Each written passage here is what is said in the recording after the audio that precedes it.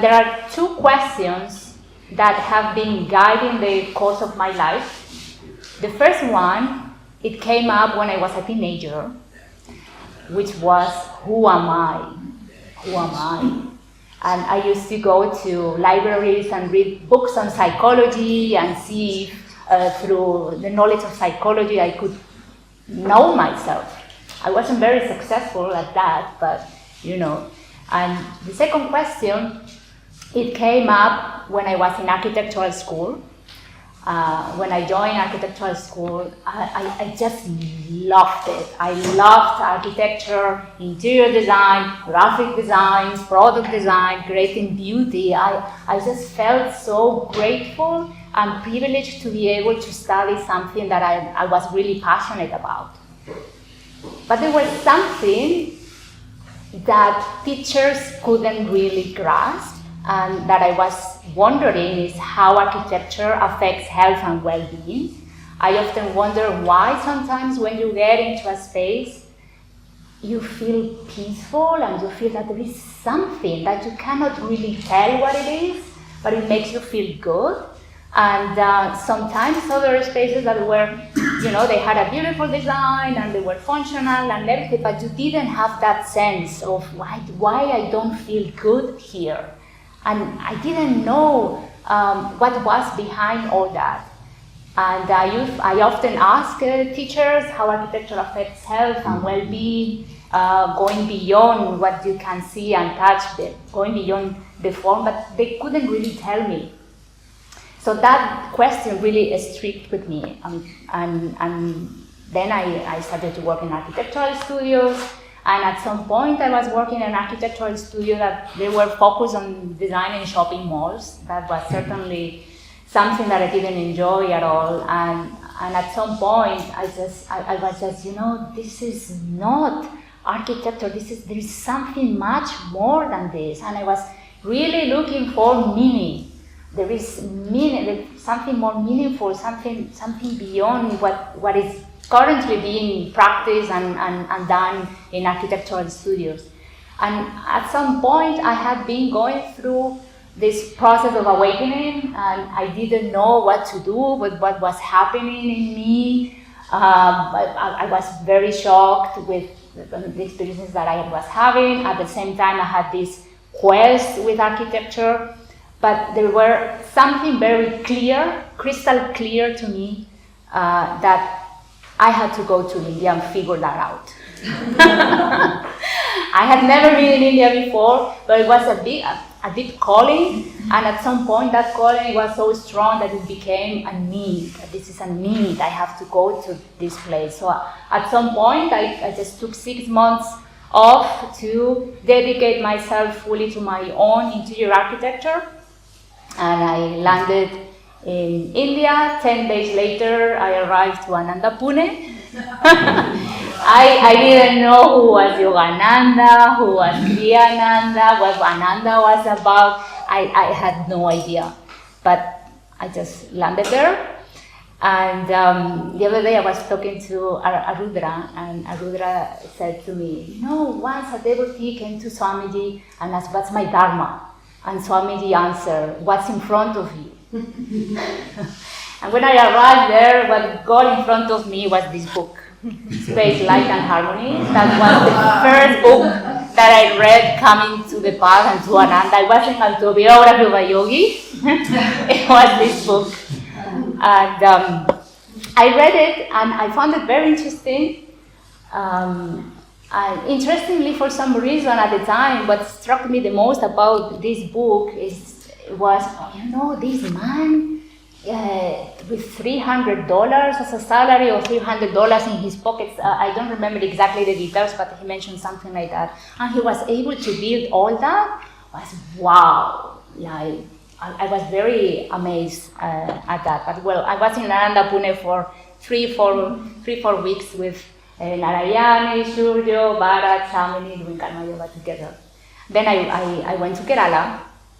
And in this trip to Kerala, someone mentioned Vastu Shastra to me, and she explained what Vastu Shastra was about. And I was like, this is it. This what I've been always looking for, and I immediately fell in love with that, and I immediately knew that it was a subject that I needed to master. It was clear, crystal clear.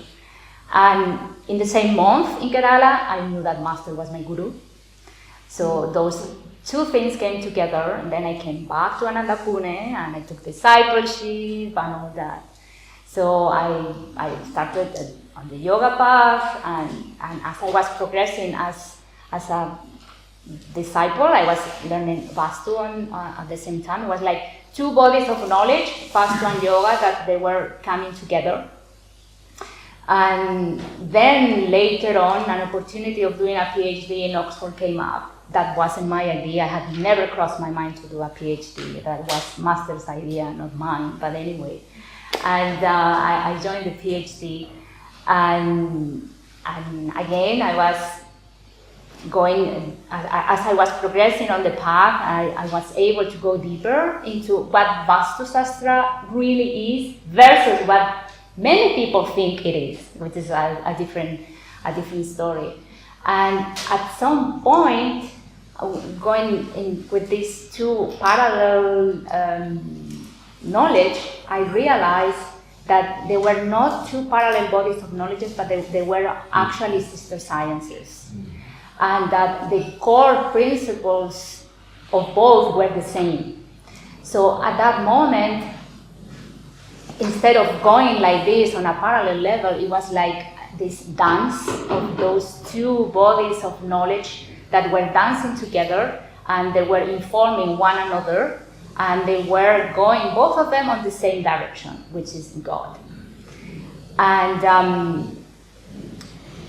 during the PhD, and as I was going through this process, I started to realize many things of these two questions that I was looking for, that they were, guiding my seekings somehow, to the point that I realized that their research was researching the researcher. And I had this vision that had been guiding this research all along, which was this building with this flow of light flowing in the inside and connecting heaven and earth as a channel.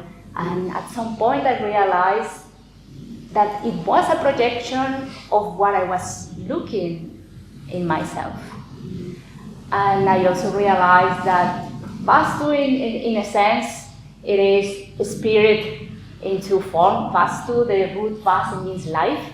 So Vastu is whatever contains life in it. So these flowers is a piece of Vastu, and this body is also a piece of Vastu, because this is the vehicle of our souls. And it says in the Bible, God's temple is holy, and you are that temple. So this is also a piece of Vastu, which is really related to the teachings of yoga. And architecture is actually there to serve the needs of people, of humanity, but it's not, from the perspective of Vastu, it's not just there to serve form and function, but also the spirituality of ourselves. And it is really, it's like a second skill that is there to help us be aligned with, through space, with what we are really seeking. Well, I don't really want to go into the details of the PhD, and I could share many things, but the topic was Vastu Shastra for Christian spiritual well-being, and I was... Could you repeat that? I'm sorry. Yeah, Vastu Shastra for Christian spiritual well-being.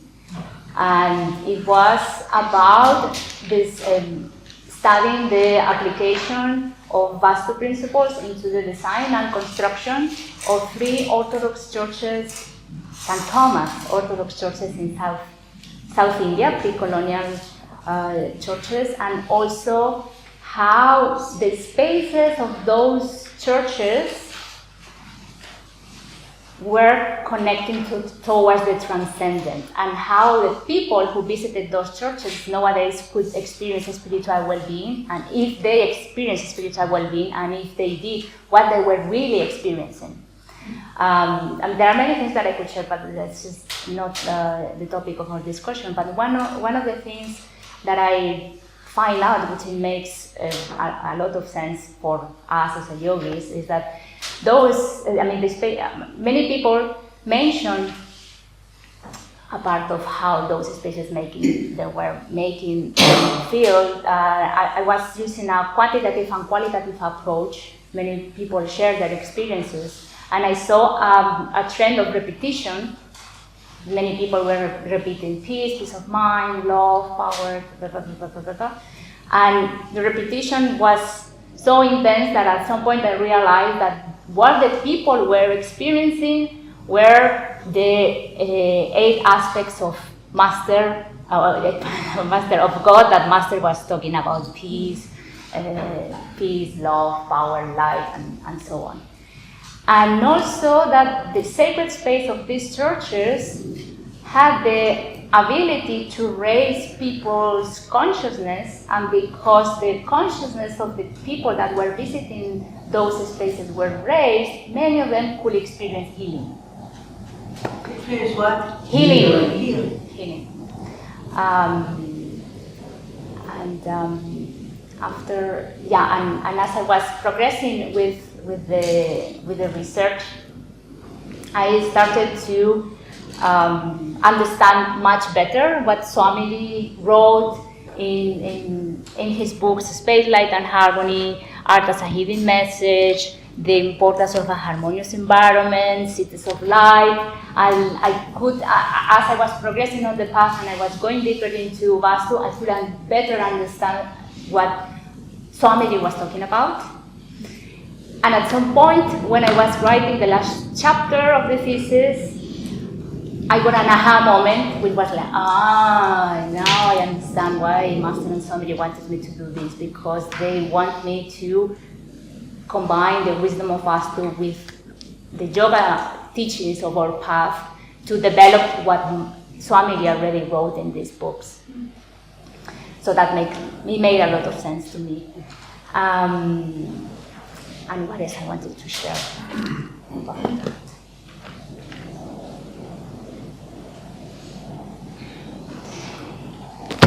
Yeah, and then I read this book 12 years ago for the first time.